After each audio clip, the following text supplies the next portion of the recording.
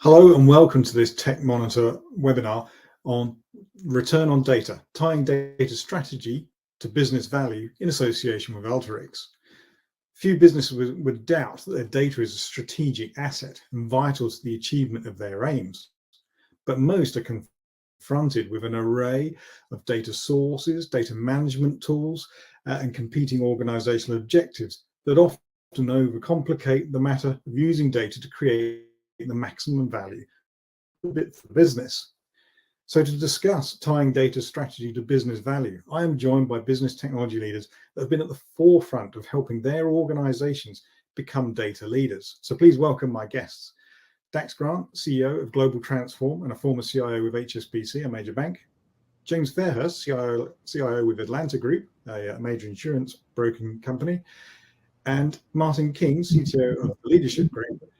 And last but in no means least, Alan Jacobson, Chief Data and Analytics Officer with our partners at Alteryx. Welcome all and thank you for joining me today. Thank you. Yeah, great to be here. So,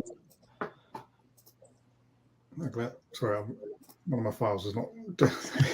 So to set the scene, could I ask each of you for an example of where you're currently working or perhaps where you most recently worked of how the data, how you enable the organization to get business value, perhaps competitive advantage from their data. I'm going to be old-fashioned, Dax, and start with ladies first, if I may. Thanks, Mark. That's kind.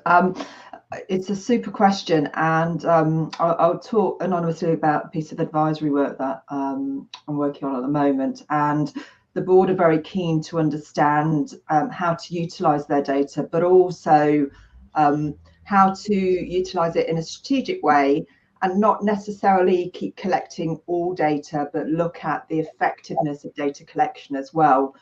So within that, there are a number of practices in terms of understanding what data is actually available in the organization, and also how that data links to the competitive and market positioning of the organization, and therefore how it would be used in a business sense.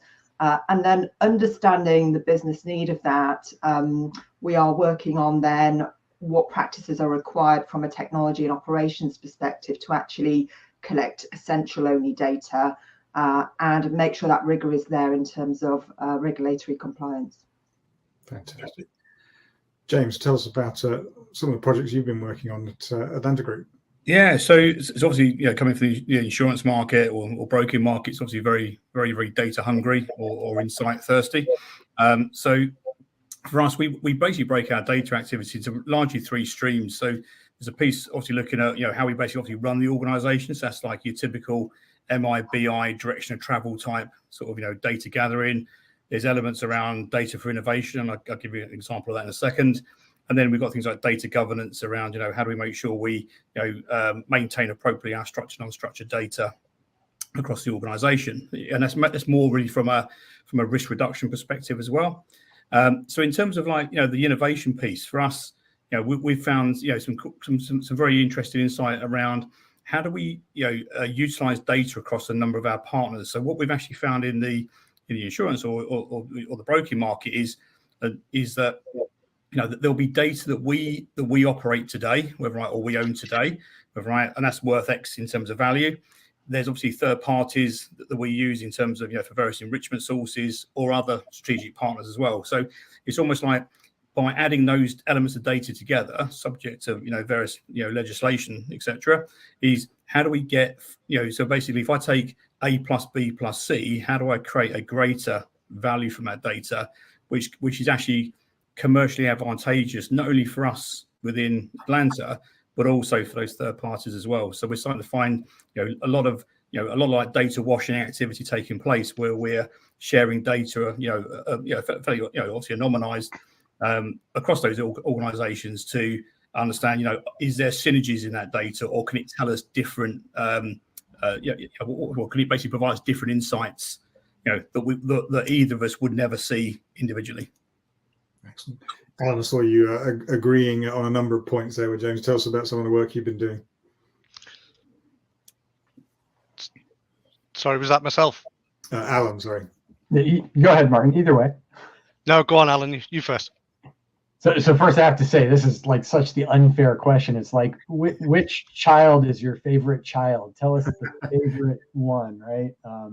And there's like so many like great ways to get value from data. We've got people, automated VAT recovery and HR pay equity studies. And one of the ones I really love that we're working on is we've been helping a company predict when is the power going to go out from a storm and when will it come back on. And you can use that for many different things to drive value into the organization. They have manufacturing facilities, so they're trying to figure out when do we have to shut down, when do we ramp up, those sorts of things. But they're also forecasting demand. It relates to people buying. It's a company that makes bread, as an example. And so it turns out right before the power goes out, the storm comes through, lots of people go out and stock up on food. Then the power goes out, and of course, nobody's shopping, and you don't need any bread. And then when the power comes back on, people spike it back up. So a great demand forecasting challenge with the spike of weather and storms to make it a little bit more challenging from a predictive standpoint. So that's one of the fun ones that we're working on right now. Fascinating. I can see that one's going to have a long tail to it, in effect, as we cope with climate emergencies and what have you. And managing that sort of issue is going to be sort of day to day for many of us, where it hasn't been in the recent past. Certainly becoming more and more important to more and more people, for sure. Yeah, unfortunately, absolutely. And Martin, tell us about a recent data project you've done that helped to deliver business value. Well, nowhere near as exciting as bread. I'm a big fan, obviously, but actually, I suppose one of the things that we've been most recently working on. So, CTO is a HR SaaS business, and one of the biggest things that we were doing was trying to drive analytics essentially as a service. So it was part of the broader HR SaaS model. Was we were working with some big enterprise customers as they were going through and using our HR SaaS tool. All of the clicks, the decisions, the workflows, they were all captured, recorded. All of that data was then pulled into things where we could look at driving real business decisions for our clients. Things like being able to look at where there's areas of concern. So things like high levels of absence or disciplinaries, maybe grievances, so they can focus in on maybe some performance management conversations, additional training for people in certain areas. And then I suppose being able to use, as James mentioned, some of the benchmarking with some of our other clients. So we can obviously anonymize some of those, and then we can actually give them insight into how they are faring with similar sized companies or people in their sector, if they're obviously customers of ours. So again, that was about driving some of those business decisions for the clients that we were working with at the time, because realistically, there's no point generating lots of data without then that turning into information and then insight into actions. So it was nice to be able to pass that down to the clients as part of the broader SaaS offering. Brilliant. You've all already touched on the fact that data is a way for an organization to identify opportunities, whether it be optimization, whether it be coping with challenges or what have you. So how, as technology and data leaders, do you help the organization understand that data and use the data to find and discover a business opportunity? Martin, I'll stay with you if I may on that. Yeah, no problem. So I think from our perspective at that time, it was about our USP was that as a service analytics. So part of the offering wasn't just that it was the HR workflow SaaS. It was also that it was data driven, and it enabled their organizations to be more efficient, better performance in the marketplace, but to make sure that I suppose managers were empowered, they were feeling supported, and they were actually having conversations earlier. So there was a real people twist to that part of it. But in terms of, I suppose, discovering opportunities, it can't just be that your data strategy is something that is completely isolated and that is trying to almost run its own revenue line. For me, the best part of the data strategy is that it underpins all of the business objectives. So it's a way of making all of the decisions that you make in the business more insightful based on some real data, and being able to, I don't know, things like identifying some gaps in the market, new areas to build in. I won't steal everybody else's answers as well, but yeah, it's about being able to use that data to actually inform the the competitive decisions really, and not just working in isolation, which I think everybody can agree is never going to get people anywhere. And James' insurance industry is got some strong characters in it, from my experience of dealing with it. How have you helped them understand that data is the way to identify business opportunities that their gut reaction may have missed? Yeah, and I think this I say it's back to those two sides really for us. Is obviously that innovation stuff that we touched on at the beginning, which is around things like data washing and understanding how do you create or how do you identify new opportunities that you would not normally see. And therefore, obviously, allowing the business ends to take those forward and then work those up through the insight that's been provided, but also then from almost like the angle of running the organisation. For us, it's been we've been on a quite a large M&A journey over the last few years. We've obviously amassed a number of brands, and therefore they've all had different MI reporting platforms, etc. Therefore, you've got different versions of the truth, none of which are probably right. And so we've largely spent the last sort of 18 months or so, building that single version of the truth for the organisation. But also then, along that journey, we've had to, educate the organisation that that is really important, because if we can get to that single version of the truth, then the conversations around that data or insight are basically have a lot more value than sort of because what you don't want is 4 or 5 people end up in a room with all 4 or 5 different data sets all arguing about which set's correct. For us, it's about, if I can get everyone in the same room with a common set of data, they can then use that to solve a problem or understand the direction of travel, whether it's good, bad, indifferent. Right. So I think and that has been a challenge. As I say, there's obviously it's quite an interesting full character sort of situation across the insurance market, but largely I think as we've actually consolidated environments or sets of data, people have seen that value arise very quickly, and therefore they've I think at the beginning of the program, people almost like, imagine if you had a steering committee, people didn't want to turn up. By the end, everyone wants to be there because they actually want to, they almost want the next bit for their functional area. Yeah, the buy-in organically grows. Oh, yeah. Dax, is that a similar experience in your banking work experience as well?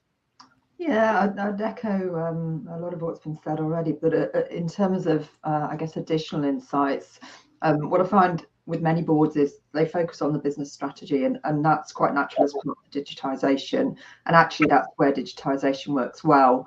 Now, a key part of that is then looking at the data elements and what's often termed management information.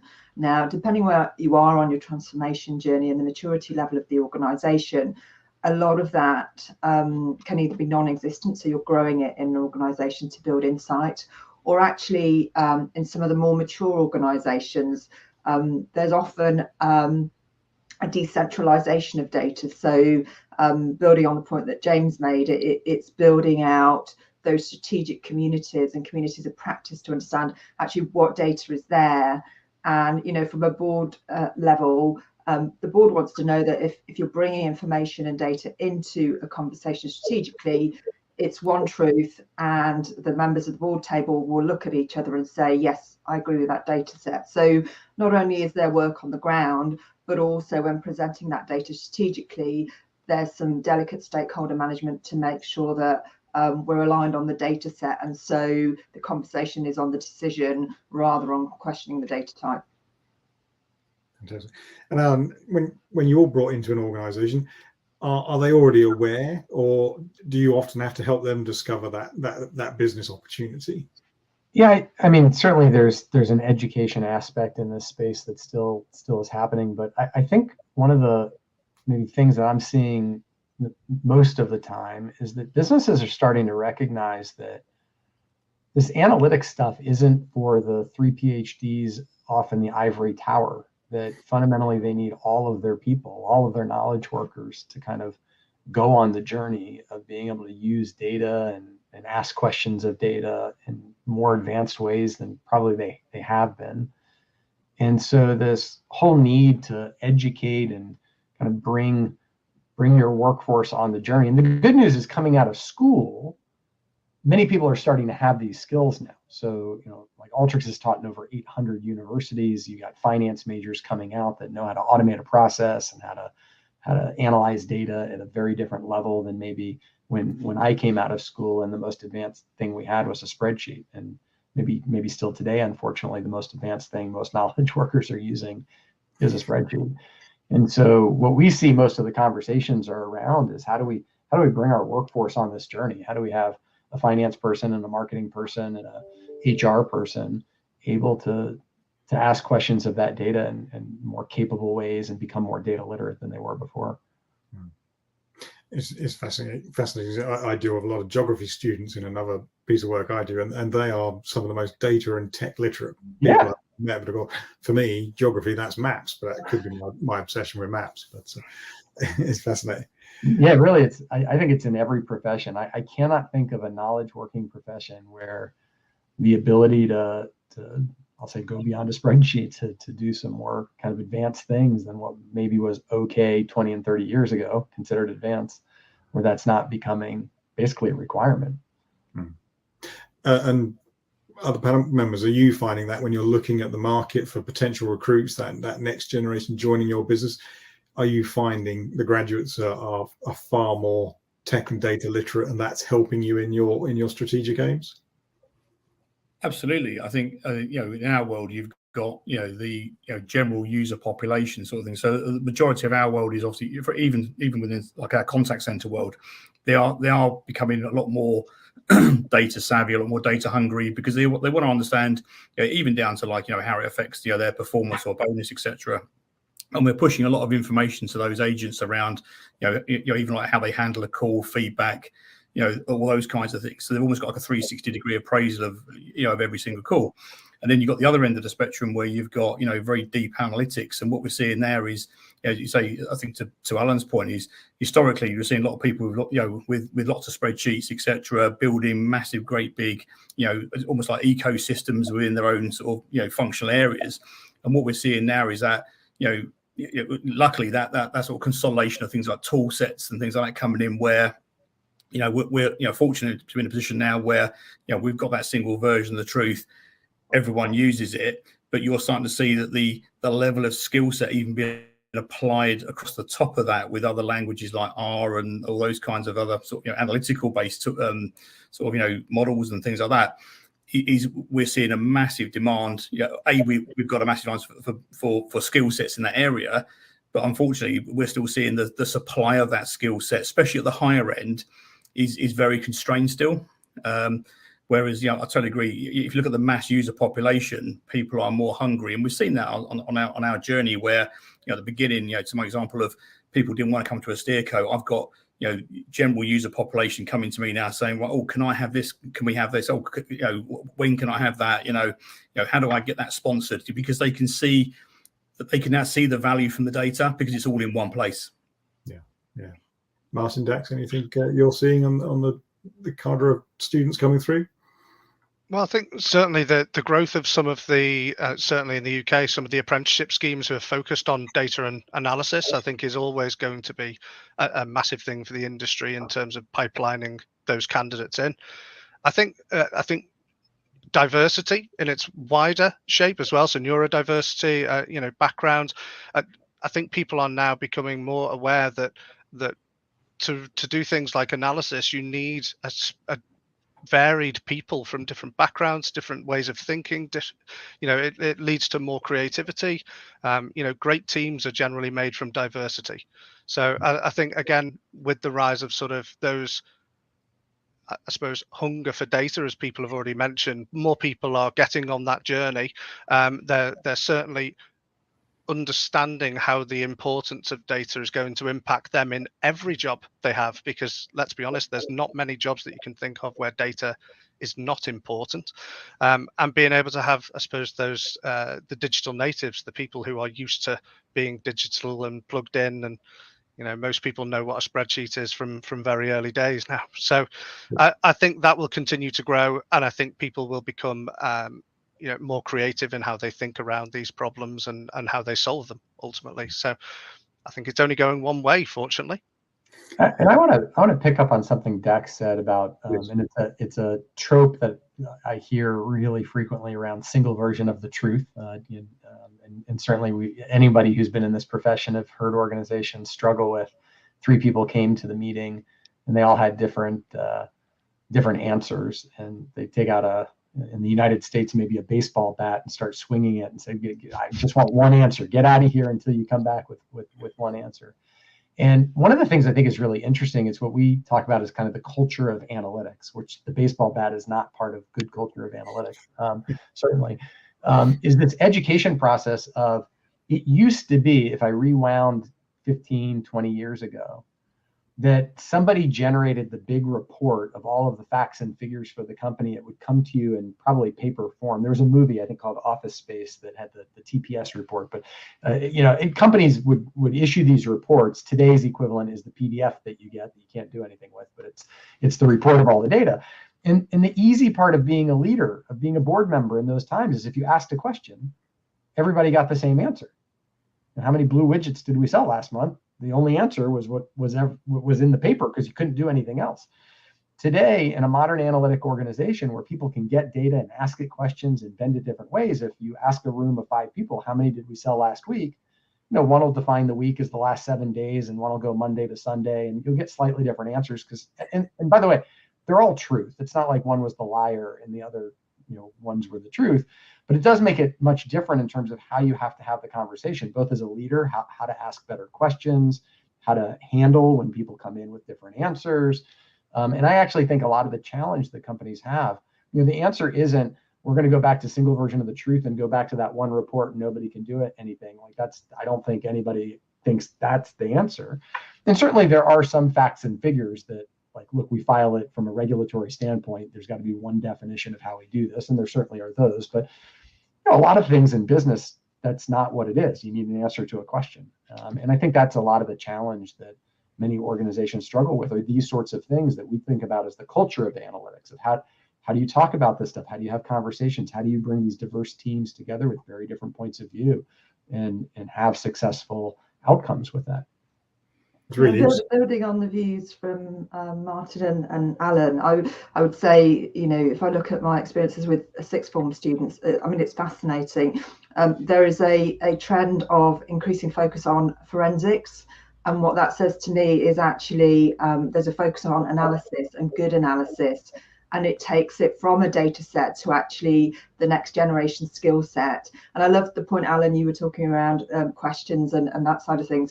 Actually, in terms of the way we look at data, we often look at data sets, but the skill set of asking the right questions in the right way actually can reduce the amount of data that's required to be generated and becomes then very effectual. So I would say a couple of trends there that we can definitely learn from the next generation, and I would encourage us all to keep with that.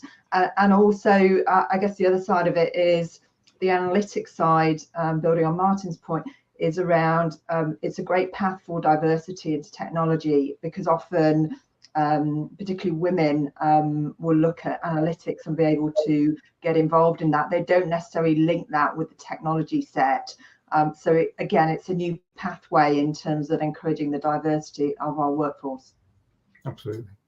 And it's fascinating listening to you all there. Is to a degree, it's also about nuance, isn't it? That the old single version of the truth was very sort of top-down managerial type approach, but actually to Alan's point about different ways of measuring a week is actually, well, that's the truth to me, because if you're a broker in James's business, your particular line of truth is absolutely what your line of truth is, but it's going to be very different to somebody else. Yeah, and in our world, we've had to be very, very careful. You don't take it back to that 1960s example of data, right? And you've had to say, look, there's, I think to your point, Alan, there's things which are basically, like, obviously being, a highly regulated industry, we have to be very careful about, how we define things. Yes, therefore, some of those elements of the truth are defined, and they have to be hard locked down. Right, there's obviously then areas of flexibility, and therefore what we do is we make sure that then any reporting that we build or make decisions upon as an exec or a board has to be you know, it's almost got to be almost like the rubber stamp version of the report is the one we make decisions upon. If someone wants to do a piece of analysis to understand direction of travel or something or an opportunity, then that's we say, then we've got to say, well, that could have variance in it, etc. But we accept that, and then if we deem that's useful, we'll go through a validation exercise that says, actually, well, how do we standardize that as a reporting set or a definition, and then we lock it down, and we use that as a, you know, the go forward that everyone, you know, subscribes to that, you know, version of the truth, call it. Fascinating. And it's interesting, everything you're saying tallies with some research we carried out on Tech Monitor that showed that most organizations still feel they have too many data sources and too many data tools.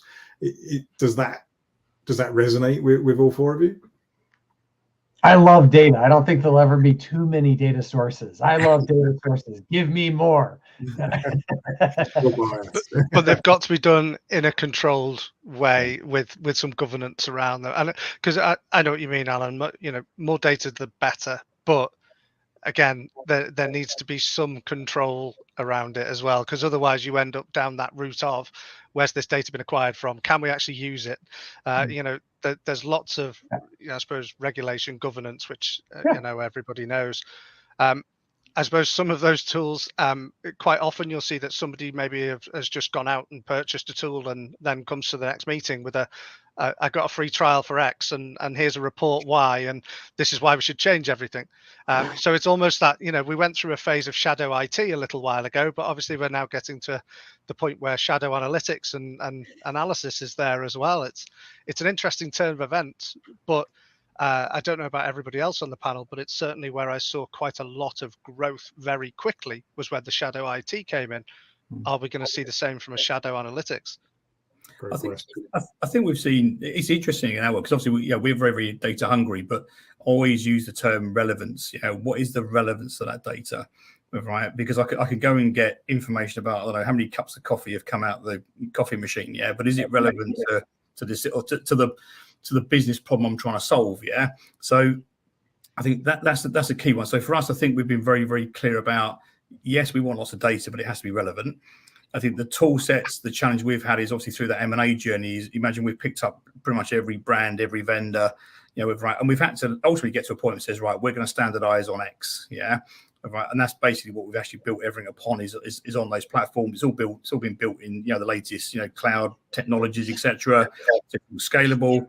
But even then, I think the challenge we're seeing with that tool set is not so much a proliferation of different tool sets. What we're seeing is that proliferation of use in the cloud, where people can start to, you know, if you're not careful, you imagine like I get my bill through from, you know, the cloud provider, and all of a sudden it's like, Jesus Christ, how much has been spent here? Yeah, because actually what's happening is people are going, great, I've now got this data, I can now do things with it.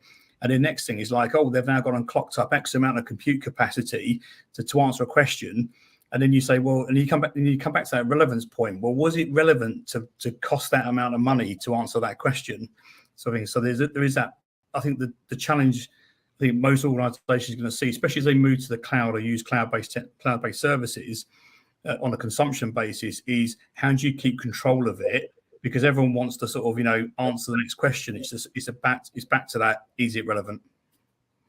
Yeah, that's a really good point, James. And you know, I think this is where the finance director also gets involved, because when you start to look at that movement of data, you also want to then build into the profit and loss where that data cost comes through. So if the business is generating more demand for data, that needs to flow through.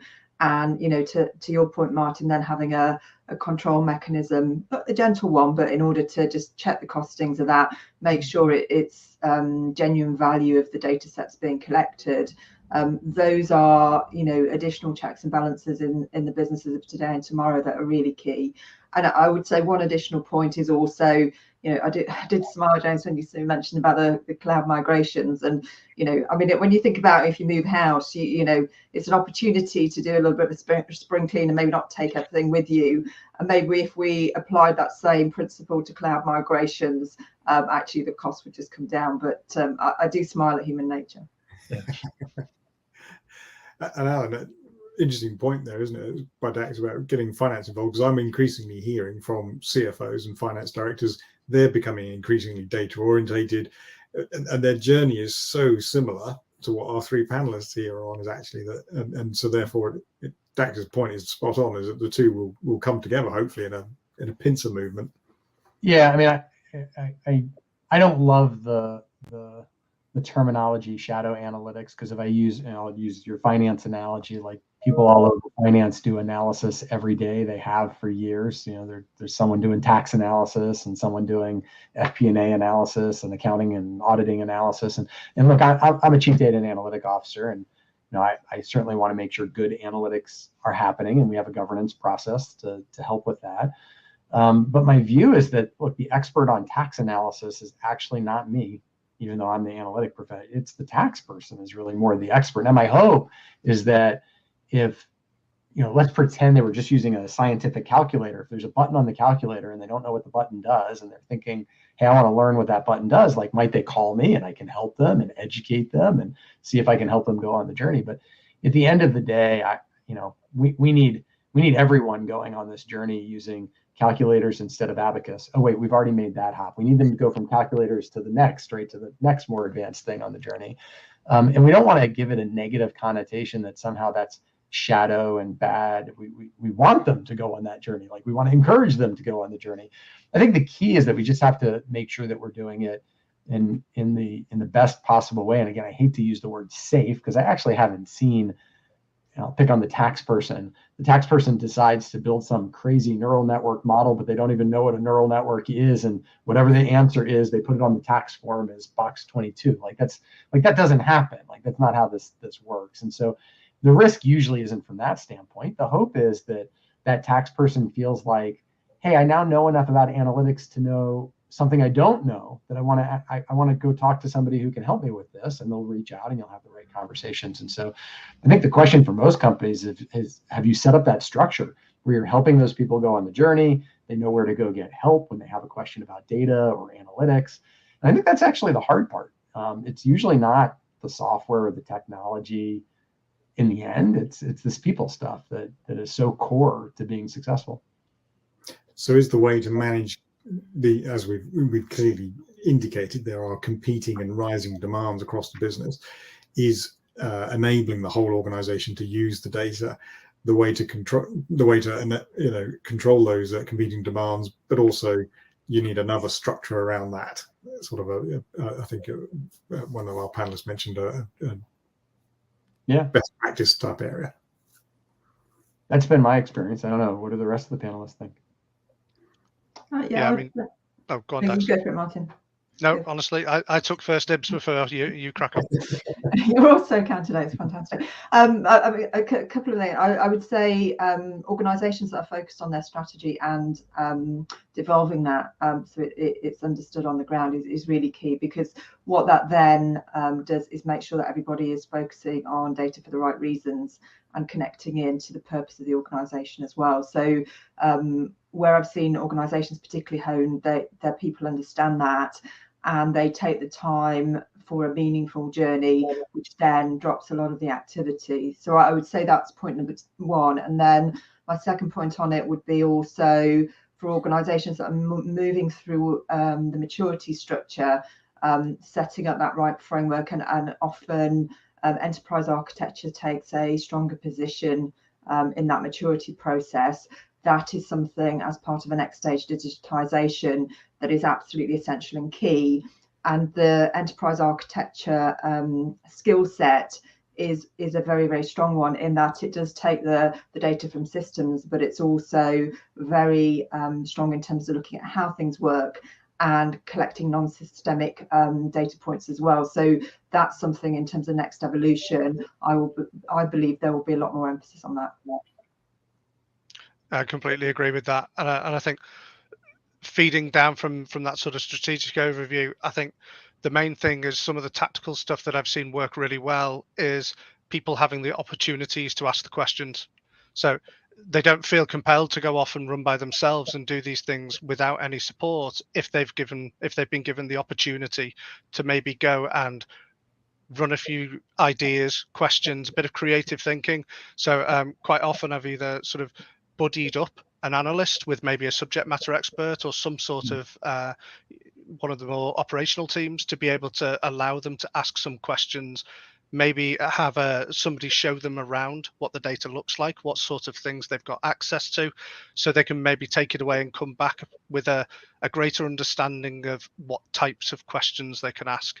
So it's almost that, you give them you show them the door, show them what's available in the house. You don't need to take them all the way in right at first, but they know what types of things they can then ask, which I think just sort of drives some greater creativity, and people can then come back and be on that journey. And as Dax mentioned, it's a business maturity thing. It will grow, and hopefully people are doing it in the right way with a little bit of central safe governance and some control, but at least they've got the areas to be able to go and ask the right questions. It sounds very similar to citizen development in some ways. You're allowing experts and end users to sit together and work collaboratively. Yeah, and it's the way the modern world's going, because at the end of the day, you've got technical people and you've got people with SME knowledge, and you've got to blend those two things. Another aspect we're looking at is also using, to bolster that, is the use of third parties. So where we've gone on our journey, we've obviously got some very, very good high level third party skill sets. So we're bringing that into the mix as well, because there's always a fear in my mind that yes, your technical people know X, your business people know Y, but also the Z piece for me is like, well, what don't you know? Yeah, right. And what's your competitors doing, or what are other industries doing? Yeah, because obviously, being in financial services, it's much more, in our world as a broker, it's much more retail aligned. Yeah, so therefore, I want to know what retailers are doing. So therefore, how can I bring that together? So by using those third parties, we can augment it to sort of almost answer the questions that we don't yet know. Yeah, absolutely. And so many industries end up with people who spend the majority of their career in that sector, isn't it? And then yeah, got that real challenge. Alan, you must see a great deal of that, because obviously in your world you do get to see every vertical market. Yeah, I mean, certainly the problems that we see in different verticals, there are some unique ones that are different because of the nature of the vertical. But I would tell you that by domain, kind of going in the opposite direction, or I'll call it horizontal instead of vertical. If you're in HR, the similarity between HR analytics across pretty much every domain, like what's driving attrition, what makes people happy here, how are we pay equity, how are we doing with diversity, like the similarity is like really high. And so if you went kind of domain by domain and said in finance and marketing, and pick a domain, and looked at the use cases and kind of best practices and those sorts of things, I think you would actually find tremendous similarity by domain, with really the 10 and 20% being the stuff that's unique to industry, but the 80% by the domain being actually very common. And so I find that there's a lot of commonality if you think of things not along those vertical segments, but more along the horizontals. Interesting point. So we've heard a lot in recent years about the importance of having a data strategy. Do we need a data strategy, or as we've seen in the technology world, there is no technology strategy, there is the business strategy? What's your experience as a panel? Dax, can I start with you? Yeah, I mean, it's different for different organisations, I would say. I know some of the larger organisations do, have chief data officers, and therefore that naturally you create a strategy, don't you? That's what you create if you have that in the organisation. I'm with you, Mark, in that it's about the business strategy first, and anything related to data needs to support that business strategy, either through enabling the analytical base to accelerate the strategy, or through optimization of how data is held in the organization, and from a people capability perspective, making sure that the right level of skill set is in the organization. So I think we can all utilize strategy as a fairly grand word, but I think business strategy first. Anything else, I think there are 3 or 4 themes that are really important as enablers in the organization. James, I see you agreeing there.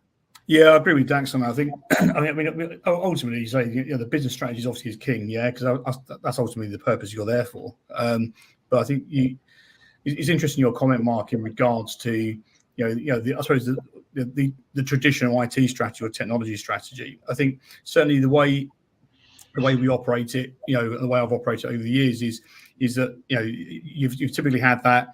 Like corporate strategy, your IT strategy, data form part of that IT strategy. What we're seeing now is you've got basically the corporate strategy. You've then got the sort of almost like data digital based strategies, and then you've got the technology strategy underneath, almost underpinning that, in the sense that the ultimate drivers of that corporate strategy would, especially in a much more digital, modern world, will be delivered really through those digital innovations, etc., or routes to market and things like that. So, therefore, we basically place it in the sequence. We place it in is you've got the business strategy, the technology and data supports all that piece, and then it just happens there's a technology strategy which then says, well, that's got to run on various cloud infrastructure, or what's the skill sets that sit behind that to augment that. Listening to you all, it sounds interesting that we obviously we will always have a business strategy. That, as you say, that's the purpose why we're all here. But we're moving much more towards an enablement strategy, which digital and data kind of, as we've seen, that digital drives the way we work, and it will only work if data has driven that. So would that be a reasonable analysis? I might even go a step further. I mean, the International Institute of Analytics has shown that companies that are more analytically mature, more able to use the data in their business effectively, they have higher growth, higher shareholder value, higher, like on every metric that you can basically think of, they outperform. And we know this looking at companies. Why is Amazon so successful? Why did Netflix take Blockbuster out? Why? Right? You ask why, and you very quickly get to they're able to use the data and use analytics in better ways than their competition, and they outperform them. And I think in the end, businesses have got to have a strategy of how are we going to enable our workforce to go on that journey, because fundamentally, if we want to perform, we have to be good at this. Our competition is going to get good at this. We've got to get good at this. So I think you do have to have, using your words, a strategy of how you're going to enable your workforce and go on this journey and be really good at this. Or there is probably an existential threat to your company. And I would even say at an individual level, if I take the company out of it, if you're a finance professional and you don't know anything about how to use analytics or automate a process, or there's going to be a day in the future where that's going to be probably problematic for you relative to your career potential and the number of job opportunities in front of you and pay and those sorts of things. And so I think, even at an individual level, figuring out how we help people go on this journey and use data and analytics better is really important. And it's so important. I think as all of the other panelists have mentioned, the data is now it's a key enabler. If you don't have that, you are unfortunately going to be left behind by some of your competitors. It's one of the things that allows you to make decisions quickly. And if you don't make decisions quickly based on sound, solid data that people understand, unfortunately, you're going to lose your competitive edge. And Alan, I agree, right the way through to the individuals involved, the people involved, right the way through the whole ecosystem. They need to have an understanding of why data is important, how to analyze it, and ultimately those individuals will get left behind as well if they're not using data to drive some of their decision making. But I think back to the original point as well, Mark, just on the data strategy, and again, interesting to hear that I suppose technology is becoming an underpinning part of that strategy as part of data digitization and everything else. Obviously, it will depend massively on the business that you're in, but quite often I am seeing that as well, is that actually we know what data we have, we know what data we need, we know what products our data is going to sit with or use, and then the technology is, again, it's one of those that, as James mentioned, comes along to underpin how they're going to collect that data, how it's going to be used, how it's going to be governed. It's almost that data being almost the center of the business strategy. So it's an exciting time, actually. Yeah. I love that point about existential threat. And a few years back, I met the business technology leader of a major automotive brand that was collecting masses of data and did not know what to do with it. And within a year, of course, Tesla launched, and you've mentioned some of the disruptors already, and Tesla can now be added to that list. It's fascinating. Still many industries and companies not learning. We've touched on this slightly. Is that all of this is leading to culture, and culture is imperative to any major change to organizations. So what else beyond fixing the data must organizations do, therefore, to create that data culture and not face the existential threat? What have you done in your organizations to develop that data culture? I've got one word: accountability.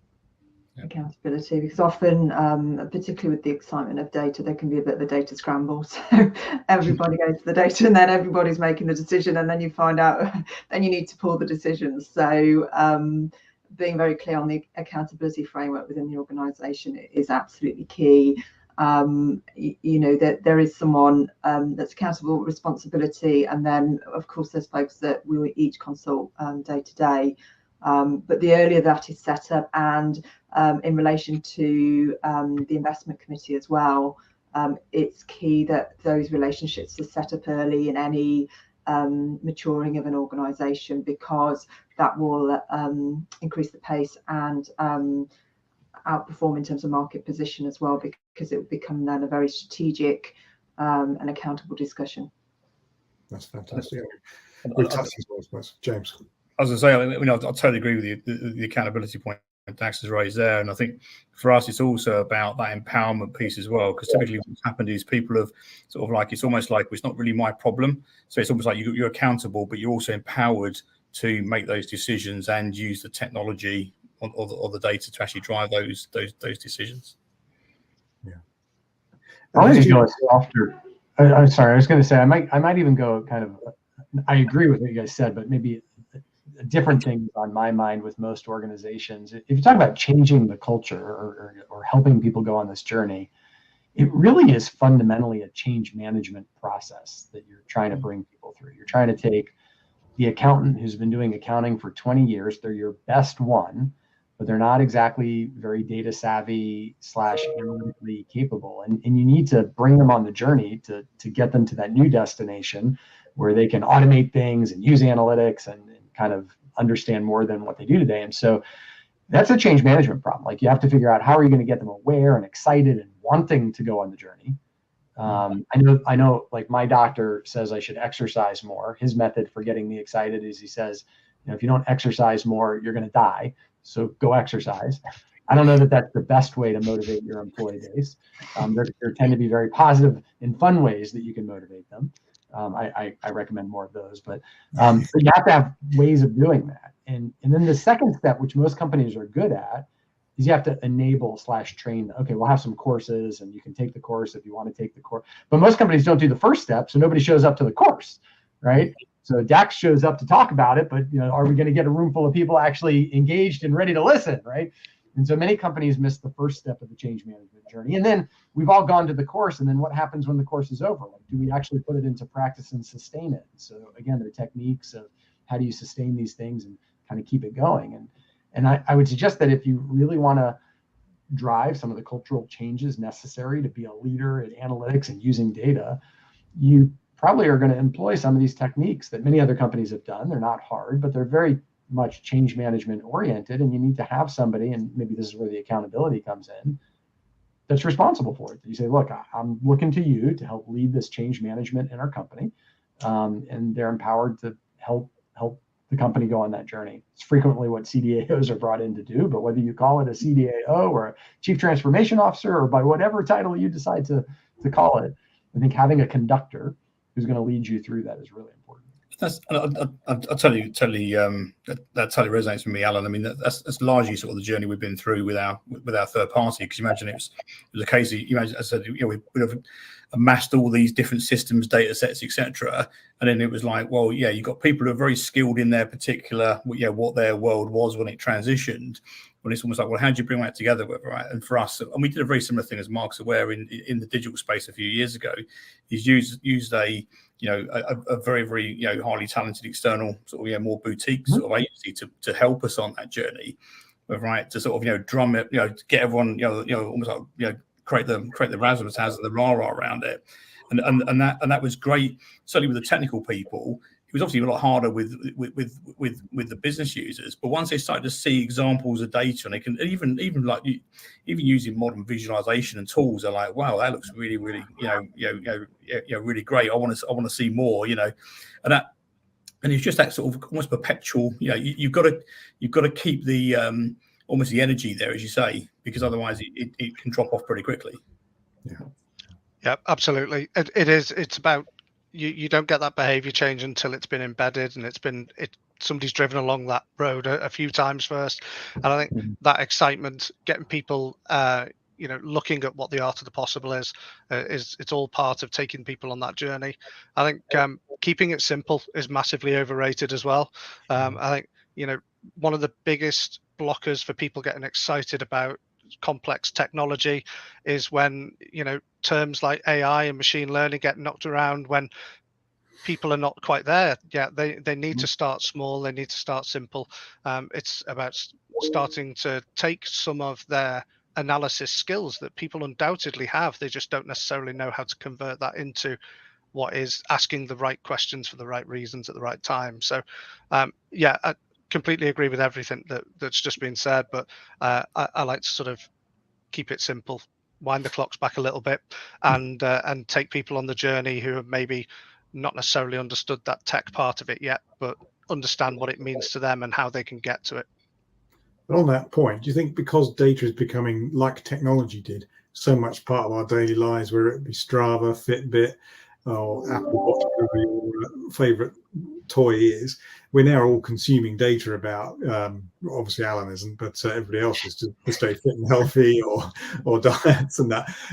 Is that going to make it easier to help that, to deliver that cultural change? I don't think people necessarily connect, like if you've got a smartwatch for your health app, I don't think people naturally connect that to my financial processes and data, etc., sort of thing. Right?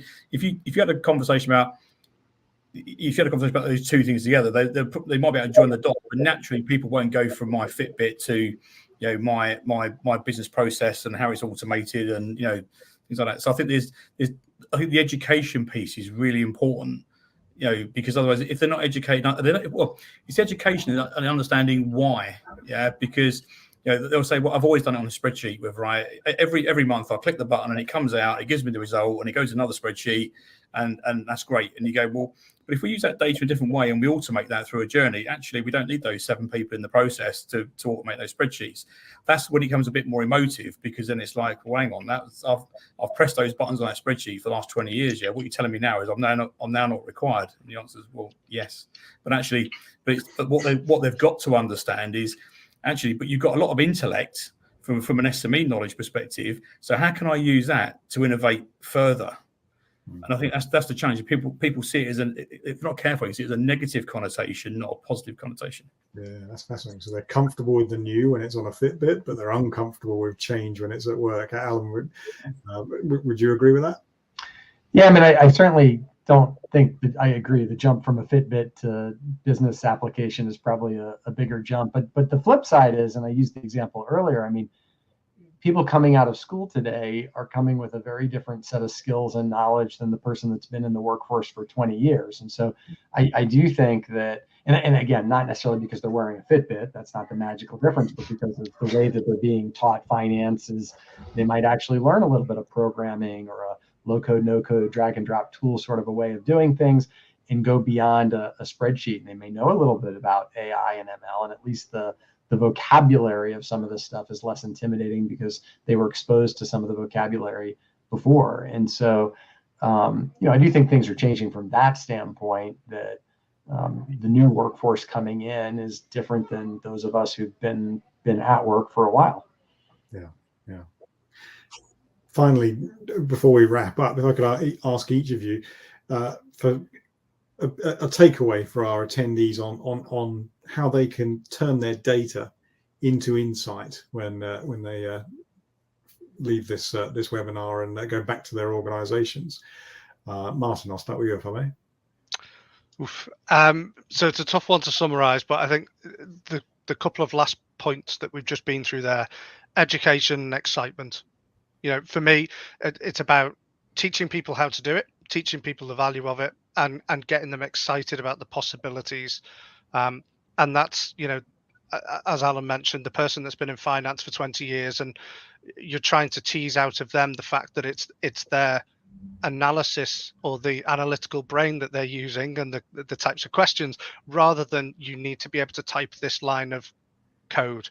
So it's about, again, it's education, it's excitement, and that's where I would probably start with anything, to make sure that people get excited about it, and try and continue that through with some champions and subject matter experts. Thank you.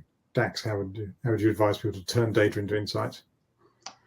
I'm very old school, believe it or not, in terms of technology and all of these different things. And I go back to intuition and common sense. And it's very simple to get drawn into a data stream, whether we're on a channel or whatever that may be. It's very easy to get drawn into that, but it's really important to have the skills to step away from that and to be able to then look at what you're analysing, why, and have that conscious thought process. My full belief, I'm a technologist and operations person by heart, I definitely am. However, having that thought process, this technology is here to serve us, to have simpler, easier, better lives. And so we as technologists and industry leaders must look at placing that technology in the right place, and therefore the decisions and the analytics will come from that sort of conversation, and that will drive society forward as well. Fantastic. Alan? Yeah, so I building on what both Martin and Dax said, I mean, I hope people leave this going, boy, I want to learn more about data and analytics. I want to go on this journey. I think it's within reach. I mean, look, we all have these great neural networks on our head. The hard part about AI and machine learning is teaching a piece of silicon to do it. But humans are actually really good at this. So my hope is that people, to Dax's point, realize that this is more about learning how to ask the right questions and learning how to get the data to work for you versus working against it. And if you're willing and wanting to go on the journey, the technology has come a long way so that you don't have to actually spend a lot of time learning syntax and code, that there are tools like Alteryx that are low code, no code, drag and drop like that. That's not the hard part anymore. The hard part is asking the right questions and wanting and being willing to go on the journey. And if you're wanting and willing, there are plenty of options in front of you to enable you to do that. Last but not least, James. Yeah, for me, I think two things that really stood out for me through our program. I think one is, for anyone, is making sure you have very clear objectives of what you're trying to achieve. So what are those sort of questions you're trying to answer, whether that's through back to examples of more innovative insight type activity, or whether it's just running the business, is an understanding, well, what's the exam question you're trying to answer first of all before you try and sort of delve into things and go all over the shop. And the other one for me is around, when you look at that, the people doing almost like the high level engineering around some of the insight piece, whatever, especially if you've got very, very highly skilled technical people, is making sure they've got that very, very good commercial stroke business awareness around them, because it's very easy to get technical people or scientific based individuals who are very much like, the computer says X out of the analytics, but then be able to translate that into a commercial lens, I think is really important as well. Fantastic. Dax Grant, James Fairhurst, Alan Jacobson and Martin King, thank you so much for sharing your insights with us for this Tech Monitor webcast. It's been a really interesting debate. I think everyone will have learnt a series of things that they'll be highly helpful to them in their journeys, as we've discussed, towards a more data-centric organization and get business value from their data. Thank you for joining us. We hope you enjoyed the webcast. Thanks all. Cheers, guys.